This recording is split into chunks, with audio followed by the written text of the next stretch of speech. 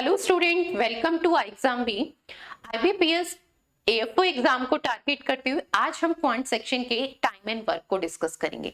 सबसे पहले अगर हम बात करते हैं टाइम एंड वर्क की, जब भी आपके पास कोई टाइम एंड वर्क का क्वेश्चन हो तो हम किस अप्रोच से इसे सॉल्व करेंगे।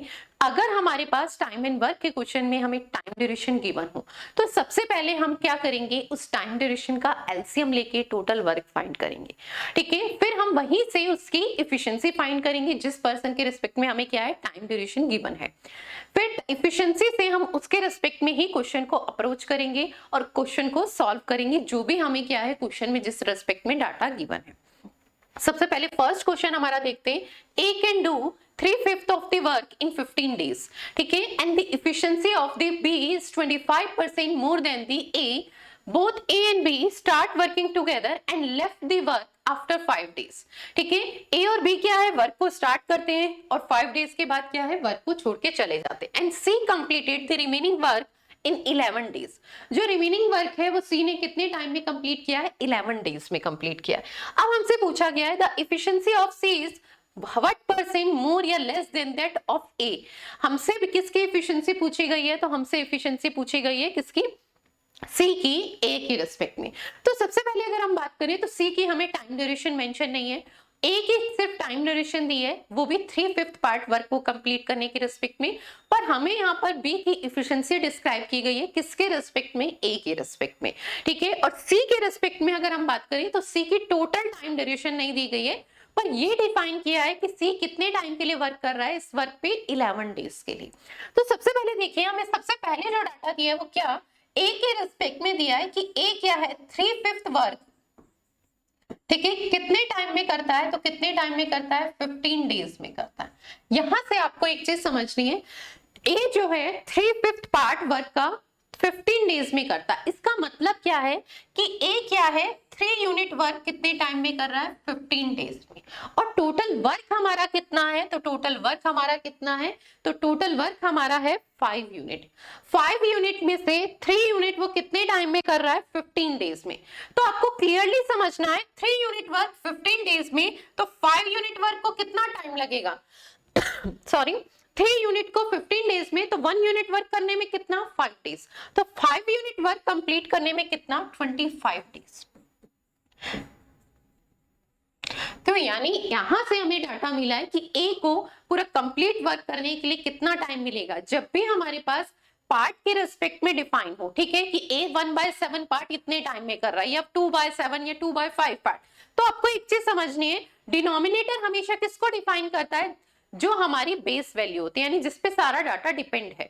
ठीक है, और न्यूमरेटर किसको डिफाइन करता है, जिसके रिस्पेक्ट में बात हो रही है। हमें ये बताया जा रहा है कि ए इतने पार्ट वर्क करता है, तो यानी ए क्या है, 3 यूनिट वर्क कर रहा है कितने टाइम में, 15 डेज में। और डिनोमिनेटर अगर हम इस बात पे किस बात को अगर हम बात करें, किसको बेस डिफाइन कर रहे हैं, 3 यूनिट वर्क कर रहा है, तो टोटल वर्क कितना है, इसका मतलब 5 यूनिट, उसी पे वो बेस्ड है। ठीक है, तो यानी हमारा डिनोमिनेटर किसको डिफाइन करेगा, हमारे टोटल वर्क को। तो टोटल वर्क कितना है, 5 यूनिट, जिसमें से 3 यूनिट ए क्या है, 15 डेज में कर रहा है। तो आपको बात क्लियरली रेशियो से समझना है, 3 यूनिट के लिए कितना टाइम लग रहा है, 15। ठीक है, कितना मल्टीपल है अगर हम देखेंगे इसका, 5। तो 5 यूनिट कितने टाइम में करेगा, तो किससे मल्टीप्लाई कराएंगे, 5 से, तो कितना आ गया, 25। ऐसे हम हमेशा कंपैरिजन करके वैल्यू को लिखेंगे तो हमारे लिए इजी रहेगा, अगर हम पर्टिकुलर इसे सॉल्व करके लिख रहे हैं उसकी बजाय। ठीक है, आप क्या करेंगे, 3/5 पार्ट इतने टाइम में 1, फिर उसके बाद 5/3 इस टेक अकॉर्डिंग करेंगे, या 5 यूनिट के रिस्पेक्ट में भी देखेंगे तो भी सेम बात है। ठीक है, तो हमें यहां से क्लियरली मिल गया है कि ए क्या है, कंप्लीट वर्क कितने टाइम में करता है, तो कितने टाइम में करता है, 25 डेज में करता है। अब सेकंड हमें क्या डाटा दिया गया है, हमें सेकंड ये बताया गया है, ए बी जो है, बी की जो इफिशिएंसी है वो ए से कितने परसेंट मोर है, तो कितने परसेंट, 25%। ए की इफिशिएंसी हम कितनी ले लेते हैं, इफिशिएंसी की बात कर रहे हैं। ठीक है, तो ए की इफिशिएंसी कितनी ले लेते हैं, 100 यूनिट। तो बी की क्या होगी, 25% मोर है, तो कितनी हो जाएगी, 125। ए और बी की इफिशिएंसी में अगर मैं रेशियो की बात करूं तो रेशियो कितना हो जाएगा, 4:5। ठीक है। ए और बी की इफिशिएंसी में रेशियो कितना हो गया 4:5। जो इनकी इफिशिएंसी में रेशियो होता है जस्ट उसका रिवर्स क्या होता है, इनकी टाइम ड्यूरेशन में रेशियो होता है। तो अगर हम इनकी टाइम ड्यूरेशन की बात करें, ठीक है, टाइमिंग की बात करें, तो उसमें रेशियो क्या होगा 5:4 होगा। ठीक है, टाइम में क्या रेशियो आ जाएगा 5:4। अब अगर हम बात करते हैं तो हमें ए की टाइम ड्यूरेशन गिवन है। ठीक है, ए की टाइम ड्यूरेशन अगर हम कहें तो यहाँ पर रेशियो के अकॉर्डिंग कितनी है 5 यूनिट, और हमें ए की टाइम ड्यूरेशन कितनी दी है 25 डेज, यानी 5 यूनिट की वैल्यू कितनी है 25।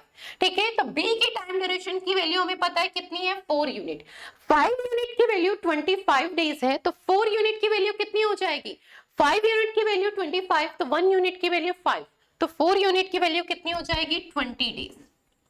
तो यानी बी इसी सेम वर्क को कितने टाइम में करता है, तो यहां से हमारे पास वैल्यू आ गई कि बी इसी सेम वर्क को 20 डेज में कंप्लीट करता है। ठीक है, यहां से हम क्या फाइंड कर लेंगे टोटल वर्क, टोटल वर्क कितना आ गया, एलसीएम लेंगे तो 100 यूनिट।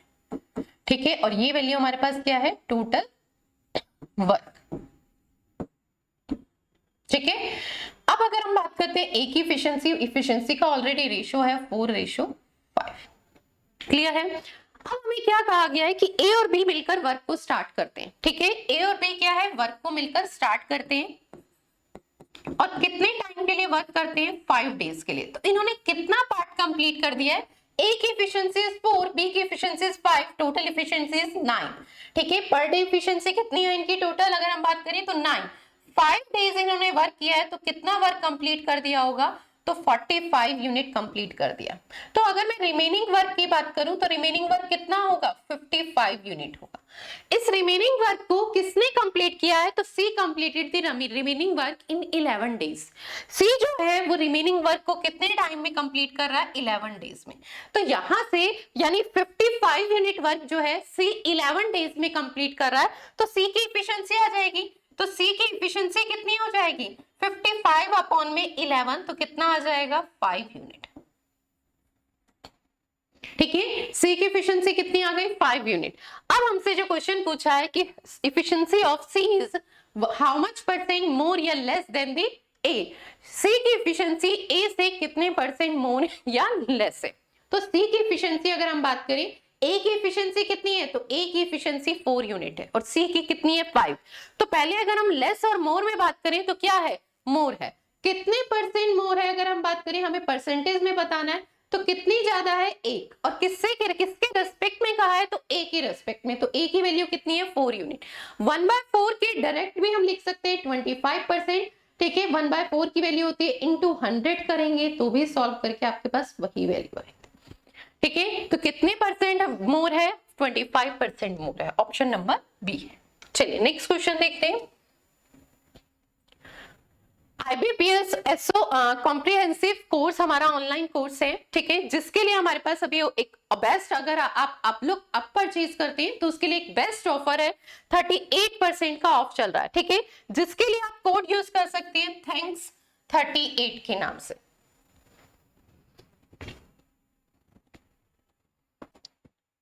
नेक्स्ट क्वेश्चन है हमारे पास, A and B alone can complete a work in 24 days and 48 days.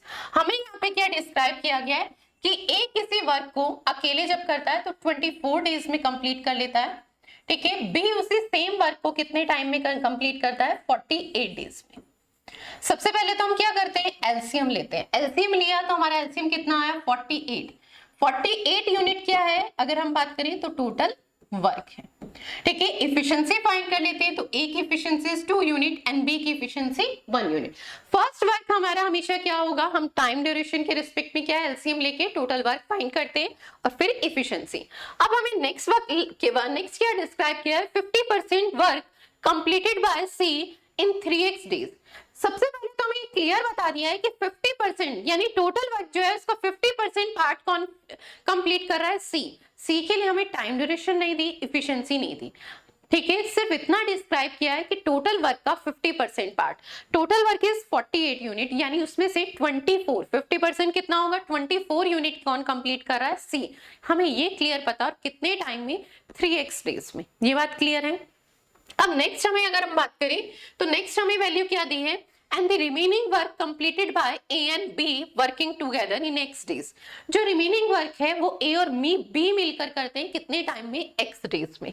ठीक है, अब हमसे जब नेक्स्ट लाइन पूछी है find the time taken by B and C to complete the work while working together, हमसे पूछा गया है B और C मिलकर इस वर्क को जब करेंगे तो कितने टाइम में कंप्लीट कर देंगे। तो सबसे पहले अगर हम देखें तो C के रिस्पेक्ट में तो हमें कुछ भी नहीं पता, पर हमें ये क्लियर बताया गया है कि A और B क्या है, रिमेनिंग वर्क कितने टाइम में कंप्लीट कर रहे हैं, तो X डेज। तो यहां से हम X की वैल्यू फाइंड कर सकते हैं। ठीक है, जब हम A और B ने जो 50% वर्क किया है वो X डेज में किया है, X की वैल्यू हमारे पास आ जाएगी, तो वहीं से हम फाइंड कर सकते हैं कि C ने 3X डेज, तो यानी 3X डेज में 50% किया है, तो कंप्लीट अगर हम बात करें उसके डबल जो टाइम ड्यूरेशन होगी उसमें वो कंप्लीट वर्क करेगा। ठीक है, तो सबसे पहले हम वही फाइंड करते हैं कि A और B ने मिलके 50% वर्क कंप्लीट किया है, कितने टाइम में किया है। ठीक है, तो A और B की टोटल इफिशिएंसी की बात मैं करूं, A और B मिलके 50% वर्क कितने टाइम में करेंगे, तो हमें वो टाइम फाइंड करना है। 50% वर्क कितना होगा, लिखने की जरूरत नहीं है कि हम लिखें इनटू में 50%। 48 यूनिट का 50% इज 24 यूनिट, जो A और B मिलकर कर रहे हैं कितने टाइम में कर रहे हैं, तो दोनों की पर डे की एफिशिएंसी कितनी है, 3 यूनिट, तो कितने टाइम में करेंगे, 8 डेज में, यानी x की वैल्यू कितनी है, 8। x की वैल्यू कितनी आ गई, 8। तो 3x की वैल्यू हमारे पास कितनी आ जाएगी, अगर हम यहां से बात करते हैं तो 3x की वैल्यू हमारे पास आ जाएगी 8 इंटू में 3 यानी 24 डेज। पर एक चीज समझने आए, 24 डेज में C ने जो वर्क किया वो कितना किया है, 50%। C ने 3x डेज में जो वर्क कंप्लीट किया वो कितना किया है, 50%। तो यहां से हमें क्लियर पता चलता है कि C 50% यानी 1/2 पार्ट वर्क कितने टाइम में कर रहा है, 24 डेज में, यानी 2 में से 1 पार्ट कितने टाइम में कंप्लीट कर रहा है, 24 डेज में। तो C कंप्लीट वर्क कितने टाइम में करेगा, तो C की जो टाइम ड्यूरेशन होगी वो कितनी होगी, 48 डेज, ना कि 24 डेज। इस चीज का ध्यान रखेंगे। ठीक है, हमें क्लियरली बताया गया है कि C क्या है, 50% of the work completed bye C in 3x days. 3x days में जो C वर्क कर रहा है वो टोटल वर्क नहीं कंप्लीट कर रहा, हाफ यानी 50%। तो सबसे पहले x की वैल्यू हमने 8 डेज फाइंड की, तो C के लिए हमने 3x की वैल्यू फाइंड की, कितना आया, 24 डेज। पर 24 डेज में C क्या है, 50% पार्ट कंप्लीट कर रहा है, तो यानी टोटल अगर हम वर्क की बात करें तो C कितने टाइम में करेगा, 48 डेज में। ठीक है, यहीं पर मैं इसके C की टाइम ड्यूरेशन भी रख सकती हूँ 48 डेज, तो सेम आ जाएगा 1 यूनिट, और एलसीएम भी सेम ही मेंटेन हो रहा है। अब हमसे पूछा गया था B और C मिलकर इस वर्क को कितने टाइम में करेंगे। ठीक है, B और C मिलकर इस वर्क को कितने टाइम में करेंगे, तो total work is 48 unit. B की एफिशिएंसी इज 1 एंड C की एफिशिएंसी इज 1, यानी टोटल एफिशिएंसी B और C की बात करें 2 यूनिट, तो कितने टाइम में करेंगे, 24 डेज में करेंगे। ठीक है, B और C मिलकर इसी सेम वर्क को कितने टाइम में करेंगे, तो 24 डेज में करेंगे। चलिए नेक्स्ट क्वेश्चन देखते हैं।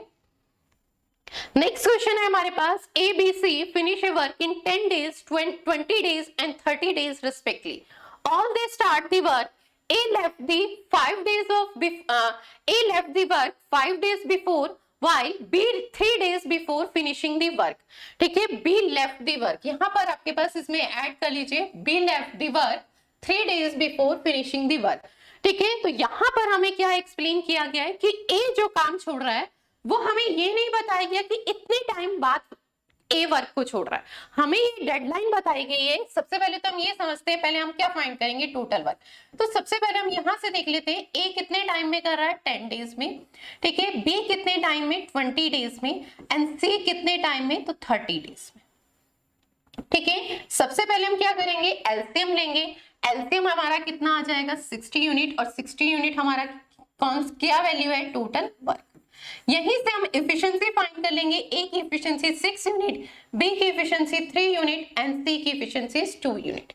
अब कॉन्सेप्ट समझेंगे क्वेश्चन का क्या है। हमें हमेशा ये दिया गया जाता है कि हमें क्या है, A ने 5 डेज वर्क किया और फिर वो वर्क को लेफ्ट करके चला गया, छोड़कर चला गया। पर यहाँ पे हमें कंप्लीट बताया गया कि A जो है वो कितने टाइम के लिए वर्क कर रहा है वो नहीं डिफाइन किया। हमें बताया गया A जो है जो टोटल टाइम लग रहा है, यानी अगर मैं मानती हूँ कि ये हमारा टाइम था स्टार्ट, जब हमने वर्क को स्टार्ट किया, और यहां पर वर्क एंड हो रहा है, ठीक है, तो हमें ये बताया गया जो वर्क कंप्लीट हो रहा है उससे 5 डेज पहले, यानी लास्ट के जो 5 डेज हैं, ठीक है, लास्ट 5 डेज में ए वर्क नहीं कर रहा, यानी ए ने जो वर्क किया है वो यहां से यहां तक किया, और ये कितना टाइम है हमें नहीं पता, पर ये जरूर पता चल रहा है कि लास्ट के 5 डेज में ए ने वर्क नहीं किया। लास्ट के 5 डेज ए ने वर्क नहीं किया तो कौन कर रहा होगा, बी और सी कर रहे होंगे, ये बात तो क्लियर है, ठीक है। नेक्स्ट लाइन हमें क्या दी है, B left the work 3 days before finishing the work, B ने भी वर्क को छोड़ा है, पर कब, जो लास्ट उसने उसी के रिस्पेक्ट में जब कंप्लीट होता है ना वर्क, उससे 3 डेज पहले, यानी अगर मैं कहूं लास्ट के 3 डेज, ठीक है, लास्ट के 3 डेज बी ने भी वर्क नहीं किया तो किसने किया है, सी ने किया, और ये टोटल कितने थे 5, इसमें से 3 डेज सी ने किया है, सिर्फ बी ने नहीं किया, तो बी और सी ने मिलके कितने दिन किया होगा, तो ये 2 डेज, क्यों, क्योंकि ये टोटल कितना लिया हमने 5 डेज उसके रिस्पेक्ट में। अब यहीं से हमारा क्वेश्चन कंप्लीट हो गया है, समझिए, और हमसे अब क्वेश्चन में क्या पूछा गया है, in how many days work will be finish, कितने टाइम में वर्क कंप्लीट हो जाता है, हमसे ये पूछा गया है। तो सबसे पहले देखिए, तो हमारे पास जो यहाँ से डाटा है वो क्या है, लास्ट के 3 डेज जो है वो सी ने अकेले काम किया है, और उससे पहले के जो 2 डेज हैं वो बी और सी ने मिलके किया है, और उससे पहले अगर हम बात करें तो तीनों एक साथ, इसका मतलब वर्क कर रहे हैं। तो हम ये तीनों टाइम अगर फाइंड कर लेते हैं तो हमारे पास क्या आ जाएगा, टोटल टाइम, ठीक है, हमसे यही पूछा गया इन हाउ मेनी डेज, कितने टाइम क्या है, ये कितने टाइम में ये वर्क कंप्लीट हुआ है, ठीक है। तो सी के अगर हम देखें तो सी ने लास्ट के 3 डेज भी वर्क किया है और उससे पहले 2 डेज भी, तो सी का टोटल अगर हम देखें तो सी ने कितने टाइम किया है, तो सी ने 5 डेज वर्क किया है, और बी ने कितने टाइम किया है, 2 डेज, और रिमेनिंग वर्क किसने किया है, ए बी सी ने x डेज में किया, और टोटल वर्क हमारे पास उसके रिस्पेक्ट में कितना है, 60 यूनिट, ठीक है। सी के लिए अगर मैं देखूं तो सी ने क्या है कि इनसे एक्स्ट्रा जो है, ठीक है, इनसे एक्स्ट्रा जो है वो सी ने 5 डेज वर्क किया है, 3 डेज ये एंड 2 डेज ये, टोटल 5 डेज। बी ने कितने दिन किया है, 2 डेज, ठीक है, तो उसके लिए मैंने 2 डेज, तो सी की एफिशिएंसी हमारे पास कितनी है, 2 यूनिट, तो कितना 5 इंटू में 2 यानी 10 यूनिट सी ने कंप्लीट किया, ठीक है। बी की एफिशिएंसी कितनी है, 3 यूनिट, 2 डेज में उसने कितना 6 यूनिट, ठीक है। फिर हमारे पास आते हैं ए बी सी डी, ठीक है, इनकी टोटल एफिशिएंसी की बात करें तो इनकी टोटल एफिशिएंसी कितनी हो जाएगी, तो टोटल एफिशिएंसी हो जाएगी 6 + 3 9 9 + 2 11, और कितने डेज के लिए, x डेज के लिए। इसे सब्ट्रैक्ट करेंगे 60 - 16 तो कितना आ जाएगा 44 डिवाइडेड बाय 11, तो x की वैल्यू कितनी आ जाएगी 4 डेज। अब 4 डेज हमारा आंसर नहीं है, आपको एक चीज समझनी है, ठीक है, 4 डेज आपको ऑप्शन में भी मिल सकता है। हमसे जो पूछा गया है in how many days work will be finish, कितने टाइम में वर्क कंप्लीट हुआ है, तो आपको समझना है तीनों ने कितने टाइम वर्क किया है, 4 डेज के लिए, ठीक है। फिर 2 डेज क्या है, बी और सी ने वर्क किया है, ठीक है। उसके बाद 3 डेज क्या है, सिर्फ सी ने अकेले वर्क किया, तो टोटल कितने टाइम में वर्क कंप्लीट हो रहा है, तो कितने टाइम में, 9 डेज, ठीक है। तो ऑप्शन नंबर ए हमारा क्या होगा आंसर, टोटल वर्क कितने टाइम में कंप्लीट हुआ है, 9 डेज में कंप्लीट हुआ है, ठीक है। चलिए, थैंक यू सो मच, मिलते हैं फिर इसी सेम ऐसे ही एक कॉन्सेप्ट के साथ, ठीक है। हमारे चैनल को जरूर सब्सक्राइब कीजिए।